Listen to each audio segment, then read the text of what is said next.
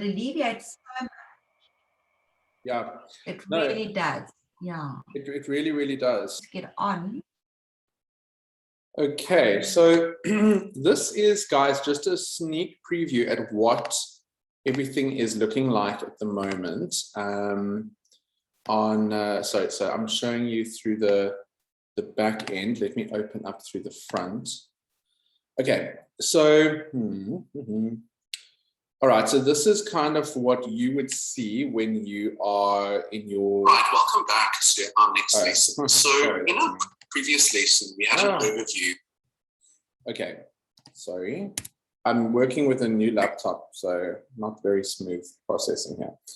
So you can see, whereas in the past,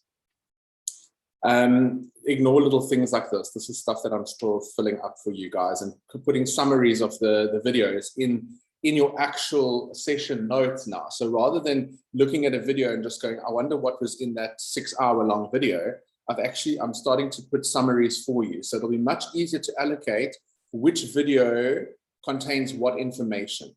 Now, one of the things that I'm doing is I'm shortening the video content. So in the past, in the old videos, I don't want you guys to worry if you've already watched videos. I'm not going to be giving new information. You're not going to be missing anything out. It's the same stuff. It's what it is I've cut out the interactions of myself and the previous group of students. So it's just me lecturing, because when I was watching those lectures, I just thought to myself, oh my gosh, there's so much talking and you guys have to sit through some of that. So let's just cut it out and make your process more streamlined. So make it easier for you to access the information. Also, I'm not looking terrible in these videos. I felt like some of those videos, I was like, how did I let that go onto a public platform? But here we are. One of the things I think that was bothering me the most about the old videos for your guys' sakes, the students' sakes, is some of those videos could be 2.5+ hours long. And there's not really an opportunity to kind of know, it just said week 1, day 1, or day 2 morning session or afternoon session. So what does that actually contain? So I'm trying to streamline it for everybody. So what you'll see now is something like this. Theme 1, exactly the same as it was. But now, rather than it saying day 1 morning session or day 2 afternoon session, which is actually no longer applicable for you guys, I've got here module 1, week 1, video 1. All right, so that's more for my understanding of what the videos mean. Module 1, week 1, video 2. Module 1, week 1, video 3. All right, and if you look at the timestamps, look how much shorter the videos are. They are much more consumable. So rather than having to sit with a 3-hour video in front of you and have to pause and go back the next week when you're studying and can't remember where you are, it's now much easier to just go, okay, today I want to study Yoga, Vedas, and Samkhya. And that is an 82-minute long video. Tick, done, on my list. Then I want to learn yoga and hatha yoga. It's a 50-minute video, done, tick, on my list.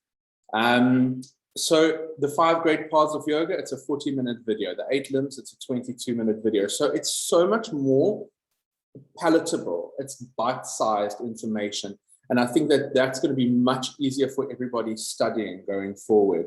And then with each of those, I've then opened up the screen on your manual and said, okay, this is where we are in the lecture in your manual. This is what we're talking about today on the video. So it is so much more easy for you guys to study now.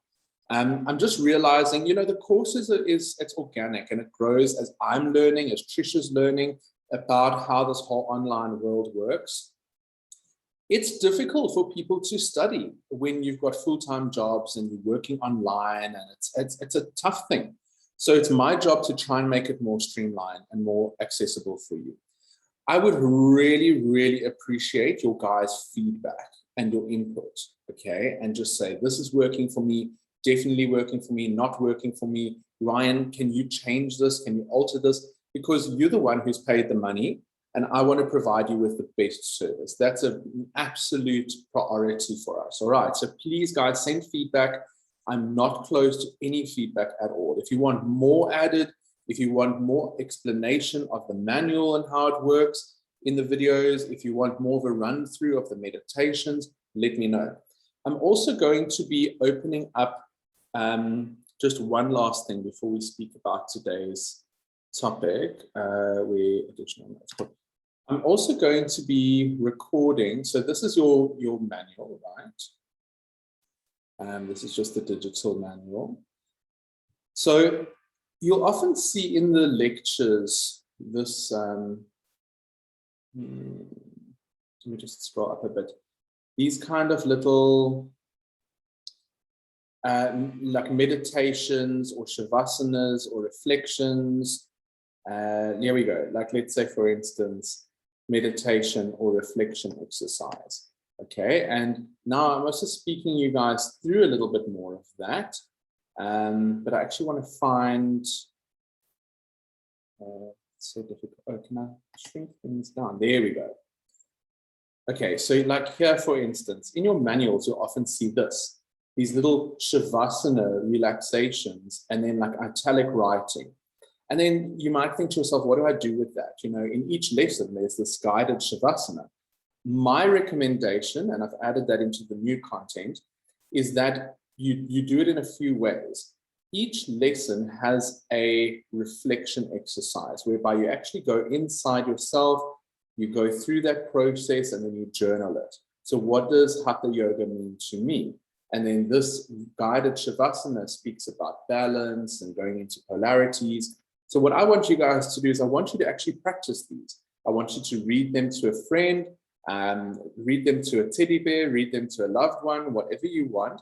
But practice with your paper. Say, okay, I want you to lie down, teddy bear. We are now ready to go into relaxation. Okay, as you lie down, you are 3/4 of the way towards relaxation. And I want you to practice reading these guided Shavasanas out to people, because this will give you the practice of going through, talking somebody through a guided experience. I also invite you guys to record yourself and then play it back and then do the guided Shavasana for yourself so that you can hear, what do I sound like when I'm speaking somebody through a Shavasana or a Yoga Nidra? Do I speak too fast? Is my voice too scattered? You know, what is going on there? But specifically as a treat for you guys, I'm going to record some of these so that you can also have me speaking you through them. And then you can sit and actually just listen and go through the guided Shavasana.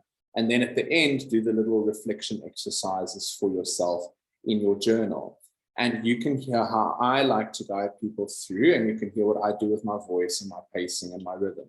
It's not how you have to do it, it's just the way that I do it. So I'm going to be adding a lot more into the course as I go, and I'll keep you up to date on the group. Are there any questions on that? I love it, right? I think I feel inspired to redo the course again. Cool, let's do it, Trish. Let's all do it together. We do it. Yeah, let's just start from scratch. Good. I think that'll be fun. Okay, are there any questions on the new layout? Guys, please do not worry if you're already like on the last lecture of module 2 and you're going, no, Ryan, what are you doing? None of the information is changing, okay? Your information is fine. It's just more streamlined, okay? Yes. Zanita.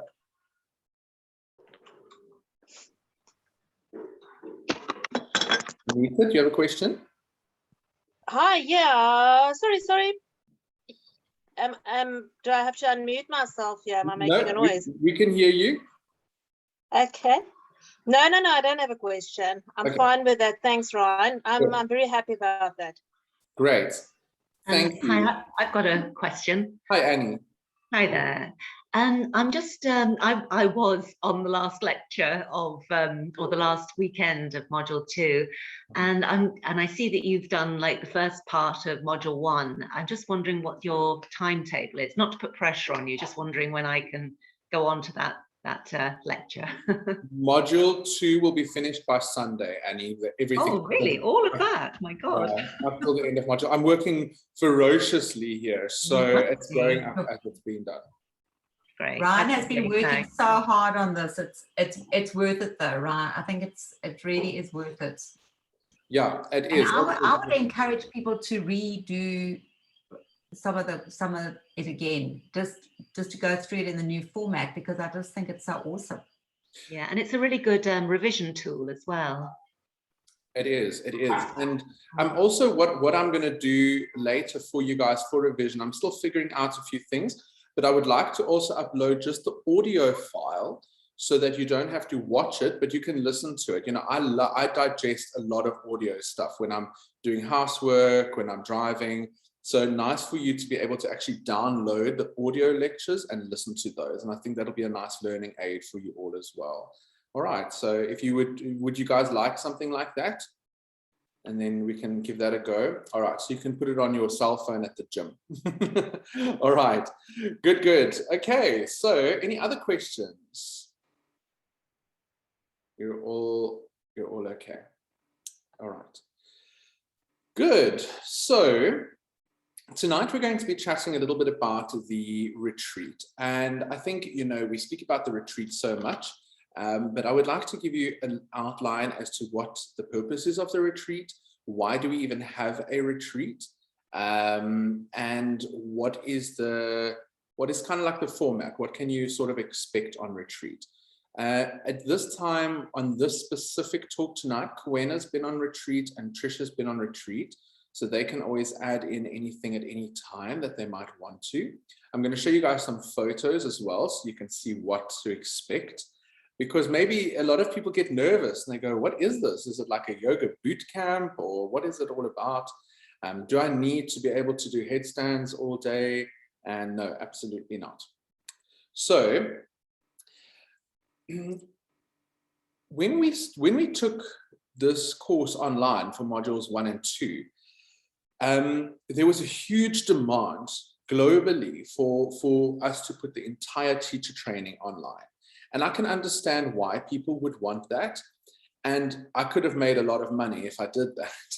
But my ethics and my morals said to me, it's just not something I feel comfortable doing with people. I need that hands-on connection with the teachers. I need to actually see that you know what you're doing, that you feel comfortable guiding people through a process. I need to hear your voice. I need to see how you walk around a class, and you need that more than anything. So that's why the third module is there. That is how we get hands-on into the experience of you as a teacher. By the time you get onto the third module, you should have enough of the vocabulary of yoga. You should have enough of an understanding of the philosophy of body movement through all of the classes that you're signing off, to be able to at least feel comfortable in the yogic space. You are not required to be able to do asanas, crazy asanas. You're not required to be able to have these ridiculous pretzel movements down. You don't have to have memorized all of your Sanskrit, but you do need to feel comfortable with your journey and understanding of the terminology of yoga and why we do what we do. So that's why I do give a little bit of leeway to people who are maybe halfway through module 2 and there's a retreat coming up and they say, but I haven't finished. I say, you know what, just come on and you'll be fine, and then finish later, finish your assignments later, you'll be good.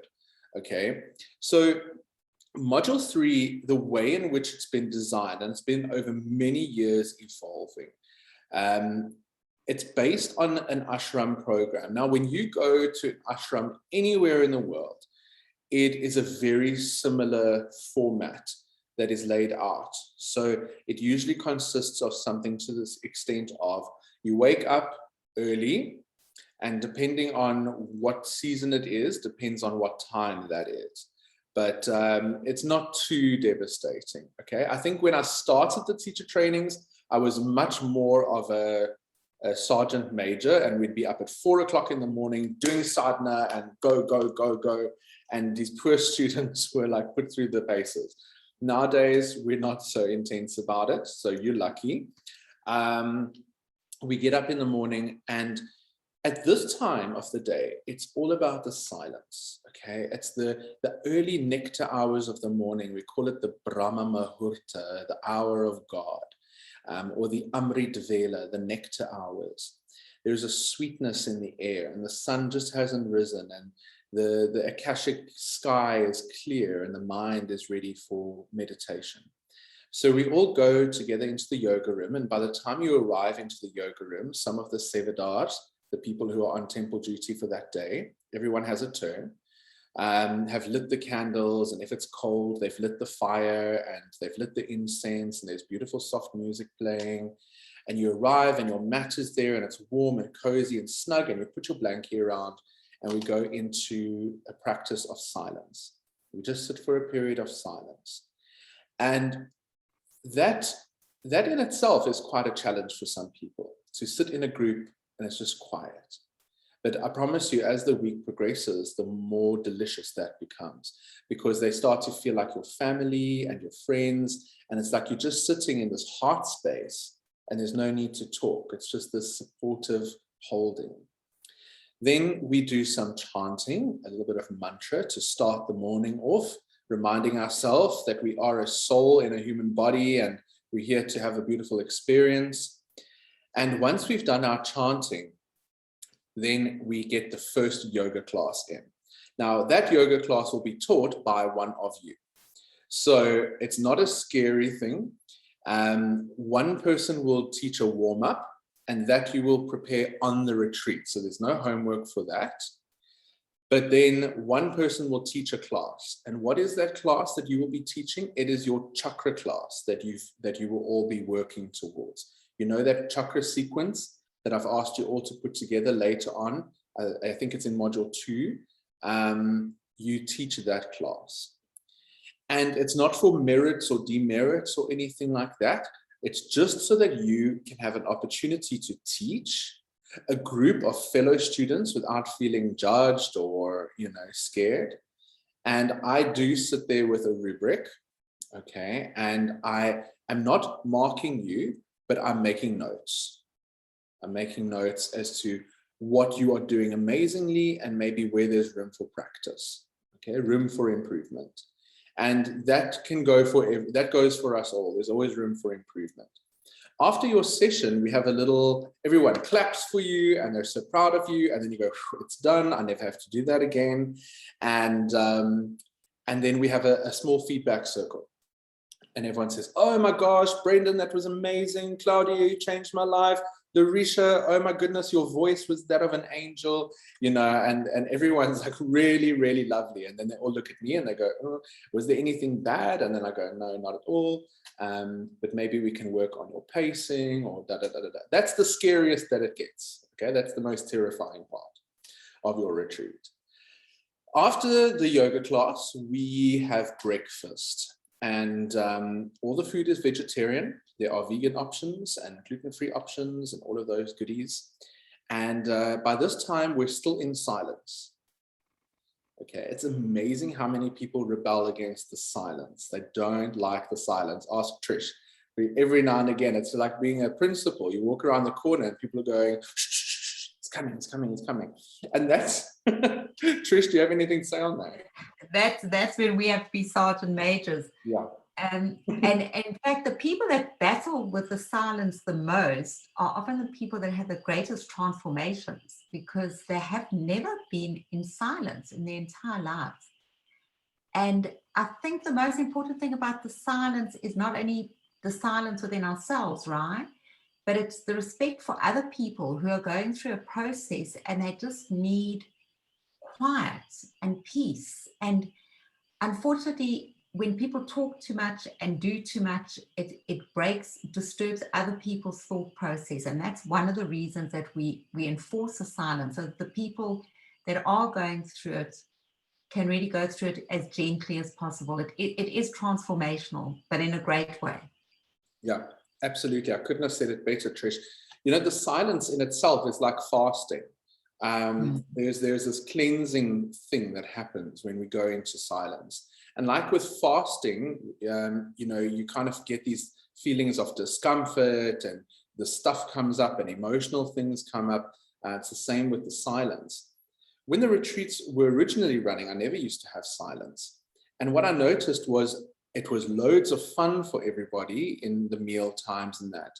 But the students constantly felt like, whew, you know, just having to output all the time, and it's making friends and it's laughing and it's enjoyment. But by the end of the week, you go like, I actually didn't have time to process, because the lecture times are intensive, class times are intensive, and there's plenty of talking during those times. Sorry, Ra. Yeah, I was just going to say that the silence is limited. We're not on permanent silence. It is during meal times, and the early morning sadhana is really the silent times, and evenings. That's it. But apart from that, there's a lot of interaction and meeting new friends and chatting. Yeah, it's extremely balanced. And I think eventually you start to crave that silent time and you go like, I'm so glad we're at the dinner table. A lot of people struggle to sit with a group of people and eat in silence. That's often the one that people struggle with the most. But eventually you do start to appreciate that. And then when you come back to the, whatever this world is, people say the real world, but I don't like that terminology. When you come back to this crazy thing, you actually go like, oh my gosh, I didn't realize how much woo, woo, woo, woo there is constantly on my being. So I think you guys will enjoy the silences. And so after breakfast, you go and you freshen up and you come back, and then we start with morning lectures. And morning lectures could be anything from physical hands-on therapeutic work to dealing with special populations, to working on adjustments, to working with props. It's hands-on, hands-on, hands-on. It's body work. But there's lots of games, and I use games as a form of learning. So there's loads of partner work, and there's lots of like, you guys make up your own quizzes. We have a quiz night. And so you're always testing each other and learning through that process. By the time you've finished on the retreat, you won't believe how much you've learned just through the process of fun and enjoyment. That's how we learn the best, isn't it? So lecture times are like that.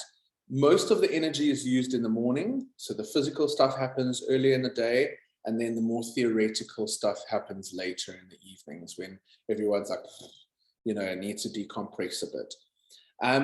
After lunch, then it's free time. So everybody has a lovely free time, and you can go and nap and walk and read and sit under a tree or kuier with friends or whatever you want to do. That's your time. And for those of you who do work, you can sit with your laptop, you know, and catch up on, that's Trisha's favorite time, to disappear with her laptop and catch up on email. Catch up on those emails so you guys can work. That's actually something that I must bring up. If you need to check in on work and stuff, you can do so from there, no problem.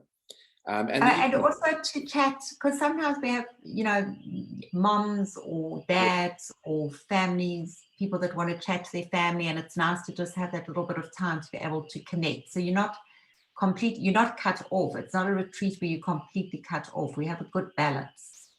Absolutely. And you know, my phone is always connected to the Wi-Fi. So when you guys get your little letter before the retreat, it has my number on, and I recommend that you send it to your loved ones so that they can contact myself, and they've got Trisha's number for anything. So even if you're in a session, we will be checking our phones all the time. And then you guys don't have to worry about that. Okay, we don't want you to have to worry about the outside world. So we'll always monitor what comes through from family. Okay, so you can also just relax on that a bit. And so after free time, we come back in the afternoon, later in the afternoon. And I think it's about 3:30 or somewhere around there, 3 o'clock. And we do another yoga class. So that will be another one of you guys teaching a class. One of you will do the warm-up, and one of you will do the chakra class. Feedback session, and then more lecture / theory / hands-on time. By that time, it's about 6, 6:30, depending on the season, and we have puja in the evening. Now, puja is a spiritual ritual or ceremony. It is not compulsory for any students to go to. And it's based on the Vedic traditional Indian Hindu puja ceremony. So it's nice for people who like to explore different spiritual paths and who want that exposure and who feel comfortable to connect. But we always honor if students would prefer not to come to that, and that's your choice. So that's the sunset evening connection to God. And we all decorate the altar with flowers, and we have the fire coming, and you take fire over your face like this, and you bless yourself, and you have the ash put on your forehead. And that happens every single evening. And we sing and we rattle bells and we chase away the bad spirits, and we do all sorts of cool things. And it's not connected to a religion, because that also is obviously a worry for people that are religious. And we do encourage, if you're Christian, to have your cross with you, or, have your symbols of whatever religion you believe in, or if you just universally believe in one God creator, that's awesome. It's a beautiful way of connecting. But it's not a religion, a religious ceremony, which I think people get a bit nervous of, right? When they are a certain religion. Yeah, and we've had that conversation many times over the years with many students, and yet nobody's ever sat the puja out. Everybody always ends up loving it, and they go, this is really cool. It's just like something different. And rather than it being a somber thing, it's a celebration of God in many faces and many forms. And we actually have a separate altar in the retreat whereby you guys bring symbols that represent your religion and your spiritual path and your philosophies. So we've had Bibles, we've had the Bible for teenage surfers, we've had Buddhas, we've had Mother Marys, we've had everything on the altars. And that's a nice way to build a collective energy of all of our spiritual paths. So after puja, we then have a lovely dinner in the evening. The food is ridiculous. I mean, it is ridiculous. If you think you're going to lose weight on retreat, I don't know. The food is really good. And there's lots of it. So don't think you're going to come back having lost 10 kilos. You'll probably gain. And it's all out of the garden. All the food is fresh out of Sibylla's garden, and she cooks with love. She cooks all day. You can ask Quena. All day, every day, she is in the kitchen cooking for us with absolute love and joy. And it's delicious. Yeah, it is. It's superb. Absolutely divine. And there's always little desserts coming out, little healthy desserts. And we have a big tea station. All of you guys are asked to bring 2 boxes of your favorite tea. And we just have this tea station. So everyone's always like trying different teas, and coffee is welcome. You can drink coffee if you want. So it's really lovely. And then in the evening, we do go to bed quite early. Doesn't mean you have to sleep early, but after the dinner, we have I think it's about an hour, hour and a half. And that's a really nice time in the evening. We either will do, we watch a movie together. We watch the Yogananda movie, or we listen to the audios of the Yoga Sutras, and I walk you through some of the Yoga Sutras, or we have a candlelight Yoga Nidra, whereby you're just lying down in a deep relaxation. We sometimes do some partner meditation. And so the evenings are like the really chilled. One night we have a fire ceremony outside under the stars, and we tell stories and sing songs. So it's beautiful. The evenings are time to connect and to celebrate and to have fun. And then it's bedtime quite early in the evening. I think by 9 o'clock, we finished with the program for the day. And that's it. So that's a walkthrough on what the day looks like. And I've got a few photos here that, so this is actually my retreat that I was on. That's Marina. And I found this one today by accident. So this was the day we had to do all of our water flushes, our hot salt water flushes. So it was a day when I was really devastated with life. Now let's see, how do we, I had this in a very clever way earlier. Does anyone know? Show view options, no. I had this. What are you doing? What are you battling with, I'm Ryan? trying to open up all of the pictures in one go. Oh no, there we go. Okay. All right, so these are some of the pictures. Now, why is that slang? Okay, this was a group exercise that we did. Okay, so here we go. So here's some of the yogi graduates from the years before. This is where we stay at Hearth and Soul. This is one of the lounges we have our evening sessions in. And this is what Hearth and Soul looks like. It's absolutely beautiful. I can't see the pic, right? Oh, can't you? No, I can still see Marina. Oh, okay, then I know what I've done wrong. Here we go. Okay. Can you see that one, Trish? Good. And is it changing? Yes, it is. Thanks. So perfect. So that's, okay, so here we go. So here's some of our graduates from other retreats, many beautiful yoga teachers in the world. This is the lounge for the evening sessions, very comfy. Lots of dozing off happens by that stage, but it's fine. And Hearth and Soul. This is the yoga room. And we often have other fun activities, depending on what Sevadars come and join us. Sometimes they bring their activities along. Like this year, Kat brought hoops and she did some hoop yoga with everybody. This is one of the beautiful lounges with a fireplace. Lindy and Sabine doing some partner yoga. The outdoors are absolutely exquisite. The walks, the hikes are just so beautiful. This is the kitchen where all the magic happens. And Sibylla's cooking. This is Lara teaching one of her classes, and Audrey we do a little bit of blindfold yoga. Evening fire. This is what one of the altars looks like for the evening puja ceremony. Just so beautifully done. And we've got the early morning sessions. You can see this was in winter, so it was really, really dark, and we have the fire going all the time. Trish entertaining some retreaters. Don't ask what that was. That's part of one of the games. So you can see there's Kwena in the background there watching one of our documentaries or one of the lectures on adjustments. So don't think that you're going to be doing poses all day. There's plenty lounging around as well. Don't worry. But here's some of the food, constantly the delicious meals that we have. Lots of outdoor activities. You guys are going to enjoy the nature, beautiful walks. This was Eddie doing one of his classes for us. Really nice. Kwena, beautiful adjustment with Giselle. Here's on one of the final evenings, you guys have a special blessing ceremony, which I'm not going to tell you about. That's a complete secret, and it's only known to Ishtar teachers, and you guys will all go through that beautiful ceremony together. Oh, this was one of our teams. I think this was the Shakti team. We had the Shiva and the Shakti team. Fire evening ceremonies at night. You can see it's just such an environment of warmth and love and kindness. There's lots of study. There's definitely time for studying.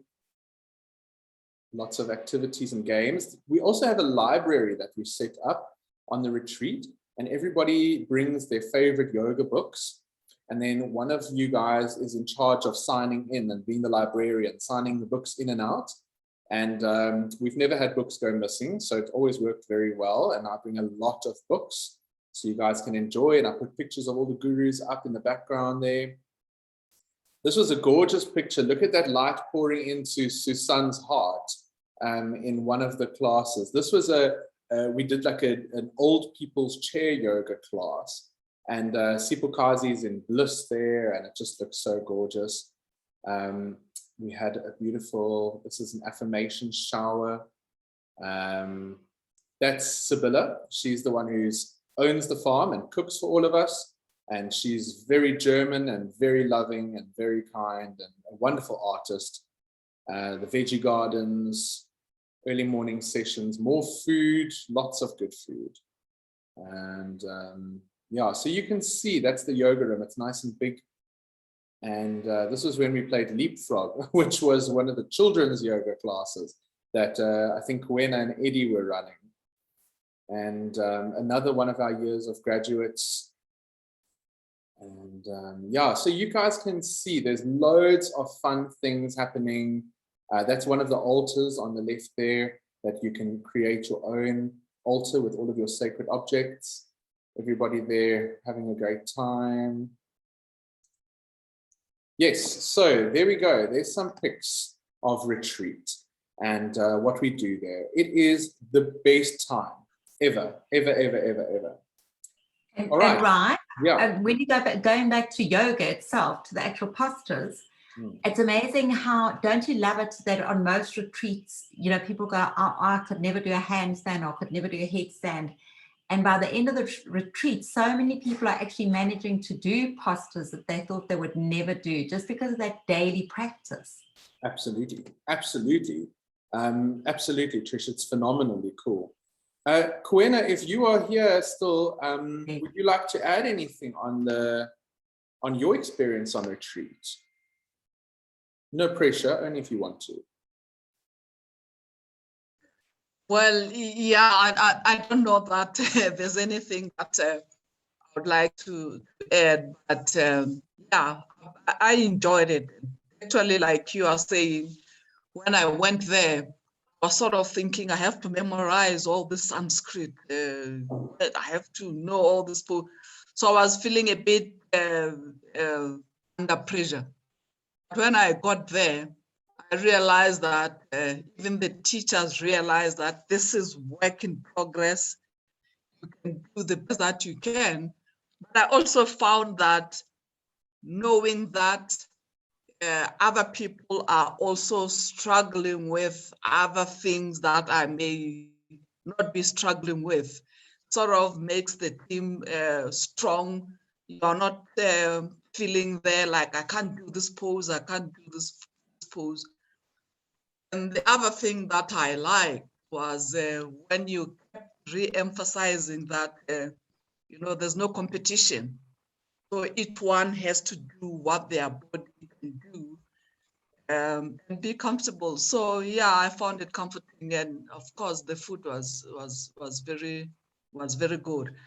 The one thing that when I arrived there was I found that it unsettling for me was maybe it is part of dealing with our fears as yoga teachers as well. We are in a forest, and the room that I'm in is at the other end, and it's not locked. And I couldn't quite deal with that. So the first night I was like very alert.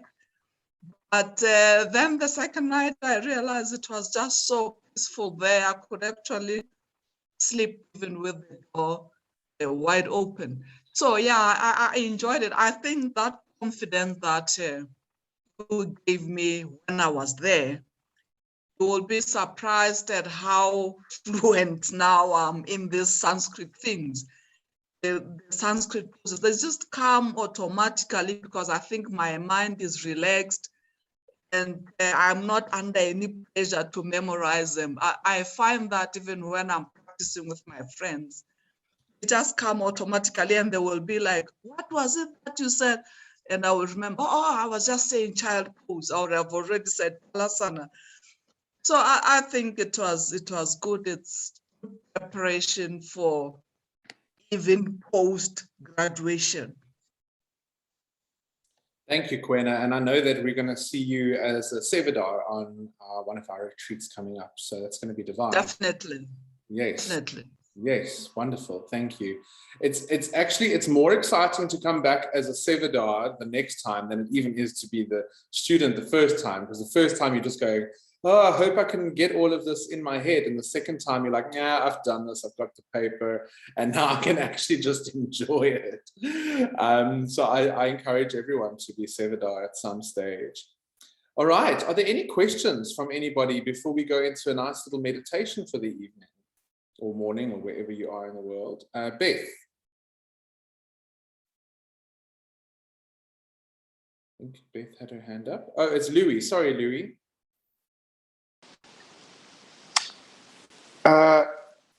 Hey, Ryan. Hey. Just a quick question pertaining to the retreats. I know there's one coming up in November, which you're kind of referring to now primarily, and another one in February next year. I think I can't remember whether it's in one of the video clips or whether it was in one of these sessions you spoke about. You traditionally also used to do one in, is it in Rishikesh in India? No, so that was a plan that was on the timetable at one stage. Okay. We were going to start them in Rishikesh, and that was literally the year that the whole world went into lockdown and shut down and everything. And at the moment, the ashram that I normally would run retreats at, just normal public retreats, everything there is still in complete lockdown. So we've just decided to keep it here for the time being. Okay. And, Cool. and Thank Louis, you. Ryan and I also discussed it in quite detail. And in retrospect, although we couldn't go because of lockdown, we actually thought that for the retreats in India, they would be far more beneficial to people that had already qualified and been on retreats. Because there's so much, you're not going to really entrench yourself in that lifestyle when you're thinking, I've still got to study, I've still got exams, it's too much. So we both agreed, Ryan and I, that it would be far more beneficial as almost like a postgraduate retreat, if that makes any sense to you. No, that makes a lot of sense. I was just quite intrigued. Yes. And Louis, when that retreat happens, it is absolutely amazing. But the retreat program that we run there in India is a full-time program in and of itself. And when you go as a qualified yoga teacher, it's just magical for you because you're doing all of the stuff that you've already done on the South African retreat, but a lot more in depth. And it's best to go as a teacher because it's run by the Swami, and then he's talking Sanskrit and he's saying, okay, we're now going to practice Nadi Shodhana, everybody begin. And you actually know what he's talking about. So you're going to get a lot more out of it. And I noticed that when compared to when people have never been before as a teacher. So yeah, it's a great question. Perfect. Thank you. Thank you, Louis. Hi, sorry, I'm so dark, but anyway, it's Annie here. I just on sleeping arrangements, does everyone get their own room or is it twins or how does that work? It's actually up to you, Annie. Trish, can you give more on that? Yeah, sure. Annie, so basically it is, they can accommodate, I think there's 12 or 15 rooms. There's quite a lot of rooms. So they could accommodate people singly, but it's obviously there's an extra cost to upgrade to a single room, which some people do because they prefer to be on their own. And it's not a huge amount on top because the price is actually for sharing. Right. So it's very much a personal decision. I mean, some people have ended up sharing and become best friends, like Elizabeth and what was the name? A lady last year that they lived in the same area and they're the same age and they had so much in common. So they had a wonderful sharing relationship. But it's also a personal thing. You know, if you want your space, it is very easy for us to arrange it. And, you know, if you want to just have time out in rest periods, obviously it is nice to have your own accommodation. So I think it's something you need to just decide for yourself and then chat to me about, and we will arrange it accordingly, Annie. Okay, that sounds good. Okay, awesome. Thank you. Yeah, and the rooms are nice and big and they're very luxurious and they've each got a bathroom and everything's, you know, en suite. So it is lovely. It really is just so gorgeous. That's why we keep going back year after year to that venue. It's really lovely. Any other questions? Okay. All right. Well, if you think of any, just post them on the WhatsApp group and then we can all benefit from the answer. Trish? Sorry, Ryan, I have one last question. Before we go, can you just say something to Kwena in Sesotho before we go into our meditation? Siswati, please. No, not at all. Now I'm completely on the spot. Okay, I won't put you on the spot. You can't even say Dumela. I can. Yeah. All of it. Now I am completely on the spot. Okay. Valamehlo, close your eyes, everybody. That's one that you got. Valamehlo. All right, so we're going to just do a little bit of a chanting. So you can have hands in prayer position or any mudra that you feel comfortable with. And we're going to just connect to the divine. It's a beautiful mantra to connect to God and the divine. And the words are Ram, Ram, Hari Ram, Ram, Ram, Hari.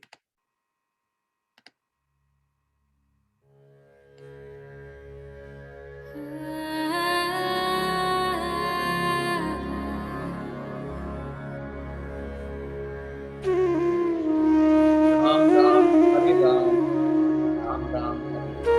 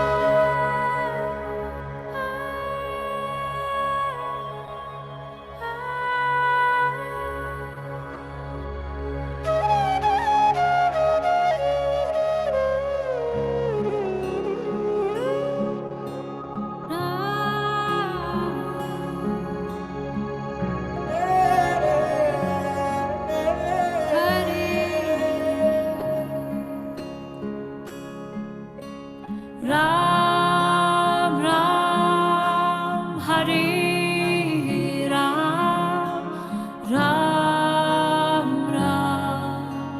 Hari Hari Ram Ram Hari Ram Ram Ram Hari Hari Ram Ram Hari Ram Ram Ram Hari Hari Ram Ram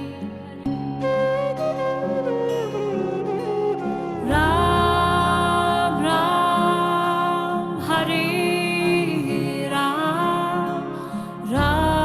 Ram Ram Hari Hari Ram Ram Hari Ram Ram Ram Hari Hari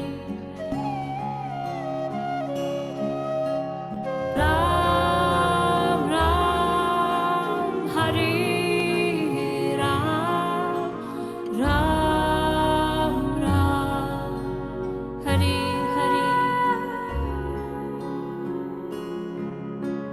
Ram Ram Hari Hari Ram Ram Hari Ram Ram Ram Hari Hari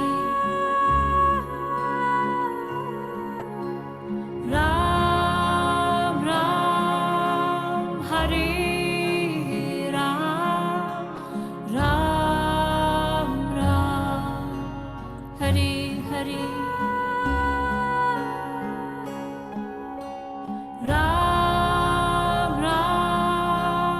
Ram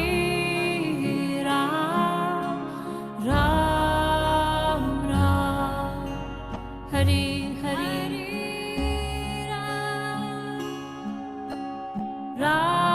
Ram Ram Hari Ram Ram Ram Hari Hari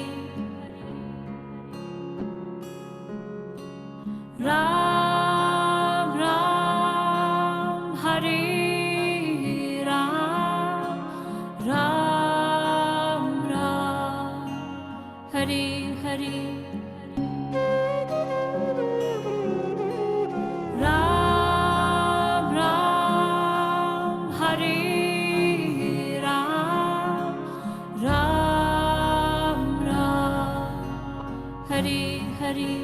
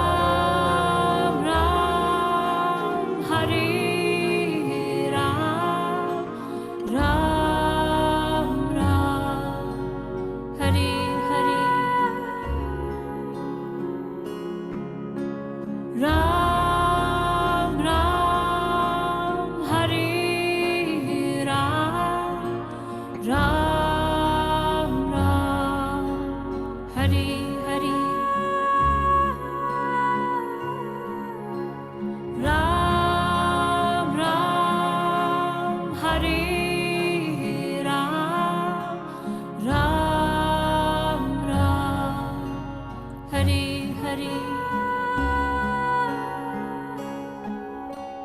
Ram Ram Hari Ram Ram Ram Hari Hari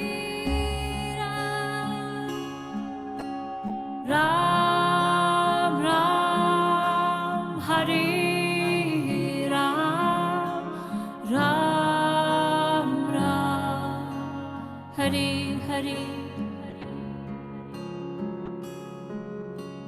Ram Ram Hari Ram Ram Ram Hari Hari Ram Ram Hari Ram Ram Ram Hari Hari Ram Ram Hari Ram Ram Ram Hari Hari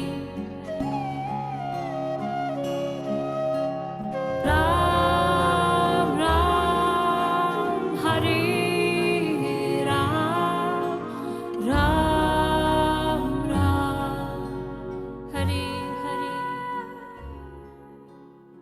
And everybody just take a nice deep breath in.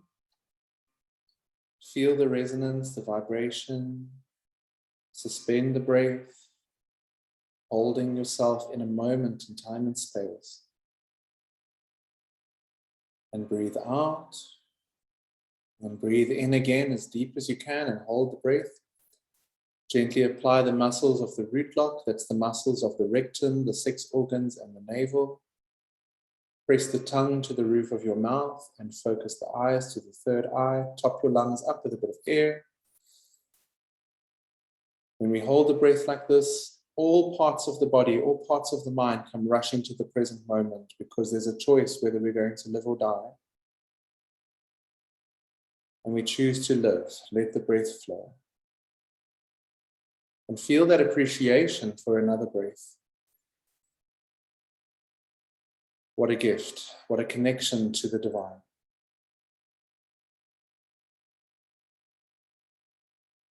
When I breathe in, God approaches me. When I breathe out, I surrender into the lap of God. And it's in the spaces between where I remember that we are never separate.